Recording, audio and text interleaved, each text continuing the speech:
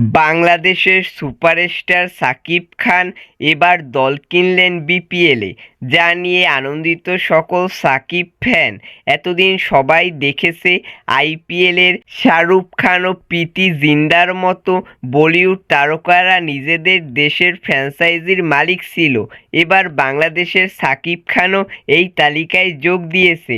সাকিব খান ভক্তদের অনেক আগে থেকেই ইচ্ছা ছিল যে সাকিব খানের একটি বিপিএল ফ্র্যাঞ্চাইজি থাকে। সাকিব খান তার ভক্তদের আশা পূরণ করে বাংলাদেশ প্রিমিয়ার লিগের ঢাকার ফ্র্যাঞ্চাইজিটি নিজের করে নেওয়ায় বোঝাই যায় যে বড় বড় তারকারাই তাদের দলে আনবে সাকিব খান। সাকিব খানের কোম্পানি রিমার্ক যে ঢাকা ফ্র্যাঞ্চাইজিটি কিনেছে তা নিশ্চিত করেছে বিসিবির একটি বিশ্বাসযোগ্য সূত্র।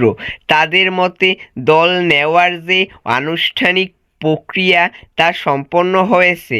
এই ঢাকার দলটি মোট 4 বার নাম বদল হয়েছে। প্রথমে নাম ছিল ঢাকা গ্ল্যাডিয়েটর্স, তারপর নাম রাখা হয় ঢাকা ডাইনামাইটস, তারপর নাম রাখা হয় ঢাকা প্লাটুন, এরপরে মিনিস্টার ঢাকা এবং সর্বশেষ ঢাকা ডমিনেটর্স হয়ে খেলেছে এই ঢাকার ফ্র্যাঞ্চাইজিটি।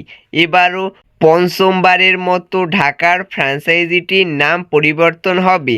2024 সালের শেষ দিকে হতে পারে বিপিএল এবং সেপ্টেম্বরে হবে প্লেয়ার ড্রপস। তো দেখা যাক সাকিব খানের মালিকানাধীন ঢাকা ফ্র্যাঞ্চাইজিটি এবারের বিপিএলে কেমন পারফরমেন্স করে।